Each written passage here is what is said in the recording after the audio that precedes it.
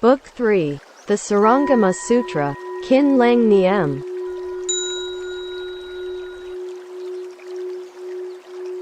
3. The Tathagata store containing both noumenon and phenomenon. Meditative study of the mean, dhyana. Elimination of is to reveal the true mind. The fundamental, absolute and perfect mind of the Tathagata store is neither mind nor the elements of space, earth, water, wind and fire, neither eye nor ear, nose, tongue, body nor intellect, neither form, nor sound, smell, taste, touch nor idea, dharma, neither the field of sight perception, nor the other fields of sense including that of the intellect, neither enlightenment nor unenlightenment nor the 11 other links in the chain of existence including old age and death, neither the end of enlightenment nor that of unenlightenment nor that of the 11 other links, neither misery nor the accumulation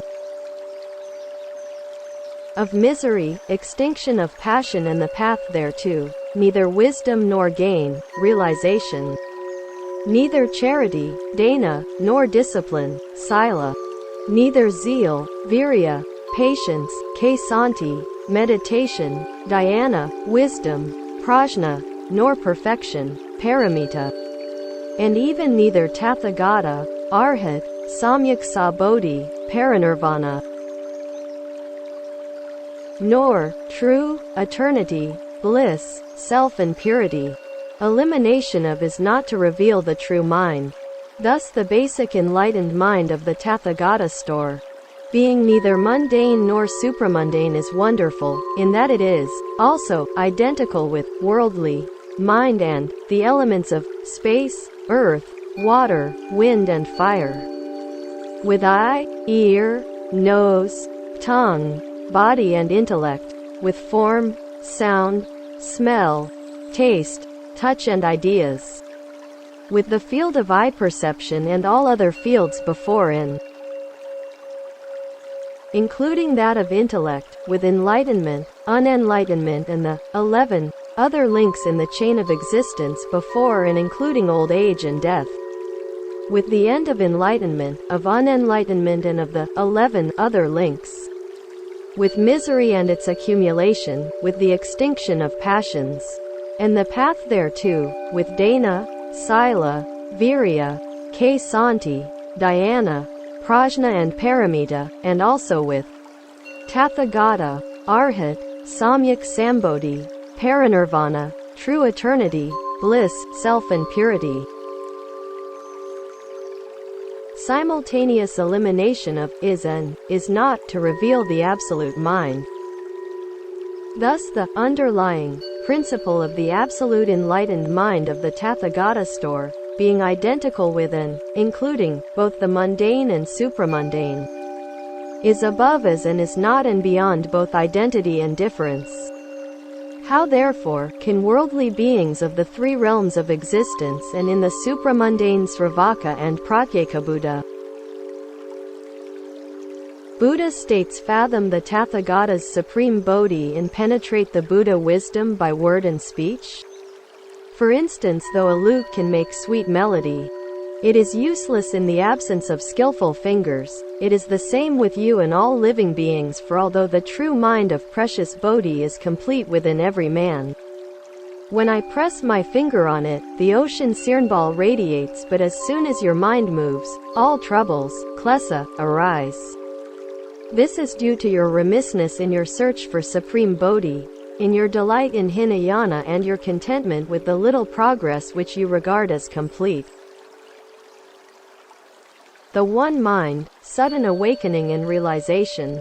Purnamaitrayaniputra said, the Buddha and I possess the true, absolute, and clean minds of complete enlightenment, which are the same and wholly perfect. But why, after so many transmigrations due to my delusion from the time without beginning and after my present attainment of the saintly vehicle, am I still unable to realize the ultimate? Whereas the world-honored one has eliminated all falseness and has realized absolute permanence? I beg to ask the Tathagata what causes the delusion that screens living beings from their profound enlightenment.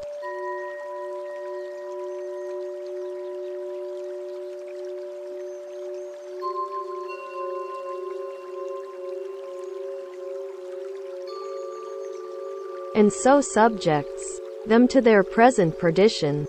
The Buddha replied, although you have wiped out your troubles, klesa, traces of your defilement still remain. I will now put some worldly questions to you.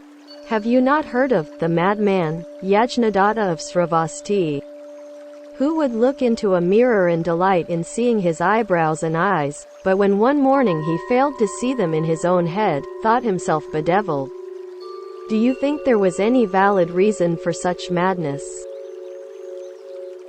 Purnamaitrayaniputra replied, there was no valid reason.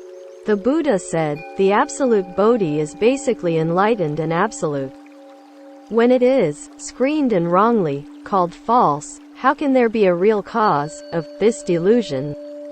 For if there is a real reason, how can it be called false? All this arises from wrong thinking, which develops into further wrong thinking. When one falseness is heaped on another, in spite of the teachings by Buddhas, in countless former eons, you are still unable to avoid delusion. Its causes are also under delusion, but if you realize that it has none, falseness will have no support, and will vanish. Since delusion was never created, what is there to destroy to realize Bodhi? This is like a man who, when awake, relates what he saw in a dream. He may be ingenious, but what can he get from it? Still less can he benefit from a state which does not derive from any cause and does not really exist, like Yajnadatta who, without reason, took fright at not seeing his own head. If he suddenly ceased to be crazy, his head would not come from elsewhere, and even if he was still mad, it was not really lost. Purnamaitrayaniputra, since this is the nature of falseness, where is its cause? If you will only cease to discriminate and to believe in the three illusions that there are, the universe, karmic retribution, and the realms of living beings, the three conditions, derived from killing, stealing and carnality, will come to an end. Without these conditions, the three causes will not arise and, as with mad Yajnadatta, the mad nature of your own mind will come to an end, and when it does, that is enlightenment, Bodhi. Thus your unexcelled, pure and enlightened mind, which essentially pervades the Dharma realm, does not come from outside. How can it be realized by toilsome and profound practice and by achievement?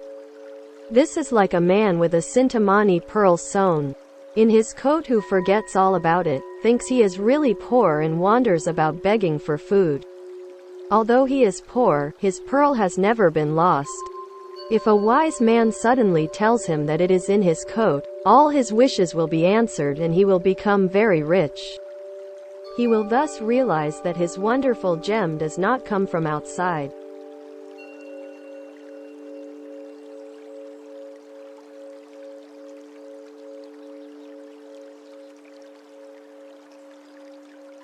Ananda then came forward, prostrated himself with his head at the feet of the Buddha, stood up and asked, "The world-honored one now speaks of eliminating the three conditions of killing, stealing and carnality to ensure that the three basic causes do not arise, and so to stop the upsurge of Yajnadatta's madness, and realize Bodhi, which thus does not come from outside.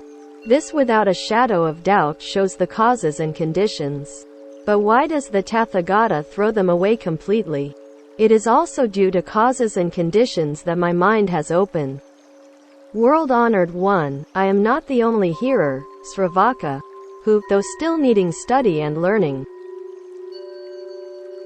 has so awakened, but others in this assembly, like Mahamadgalyayana, Sariputra, Subhuti, etc., who followed the Brahmacharan, heard of the Buddha's teaching on causes and conditions, then awakened to the Dharma and achieved the state beyond transmigration. If you now say that Bodhi does not depend on causes and conditions, then the self-existent as preached by the heretics in Rajagaya, such as Maskari Gosali Putra and others, would be nirvana. Will you be so compassionate enough to enlighten my delusion and perplexity?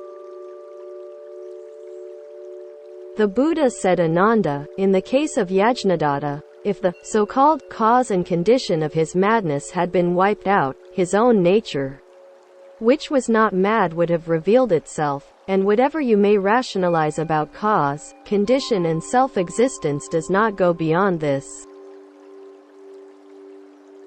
Ananda, if Yajnadatta's head had basically been self-existent, it should always have been so and could not have been otherwise. What then were the cause and condition that resulted in his taking fright and going mad?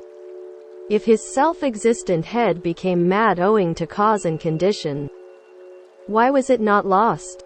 But when he took fright and went mad, why was it still there unchanged? Thus how could cause and condition affect his head? If his madness was self-existent, it should always have been there, but before he became mad, where was it hidden? If his madness was not self-existent and there was nothing seriously wrong with his head, why did he go mad?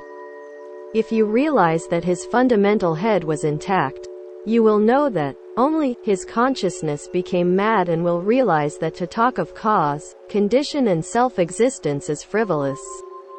This is why I say that if the three conditions of killing, stealing and carnality are eliminated, this is Bodhi mind. But the idea that Bodhi mind is created after the samsaric mind has been annihilated pertains to samsara. Even after the ideas of both creation and destruction have been abandoned, with no more thought of practice and realization, if the least belief in self-existence remains, this shows clearly that the death of the worldly has given birth to the self-existent mind, which also pertains to samsara with its implied opposite, self-existence. This is like the mixture and fusion of various worldly materials into a composite compound which implies its opposite, the uncompounded, but the absolute, which is neither original nor unoriginal, neither mixed and united nor not mixed and not united, and neither apart nor not apart from union and separation, is above and beyond all sophistry. Bodhi and nirvana are still very far away and cannot be attained without eons of practice and experience.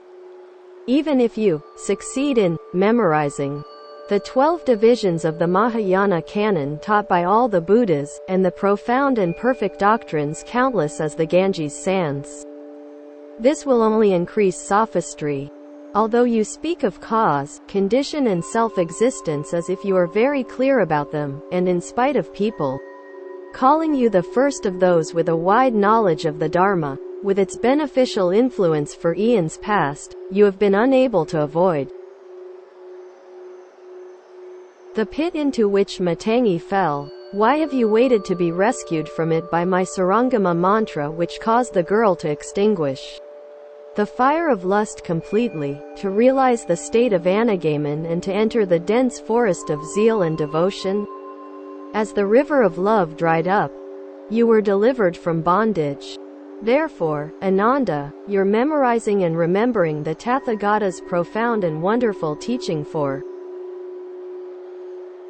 successive eons cannot compare with one Duya's practice of the transcendental path, which has enabled you to avoid suffering from both love and hate. Matangi was a prostitute, but she gave up lust and desire with the aid of the mantra, thereby becoming a bhikkhuni called self-nature in this assembly.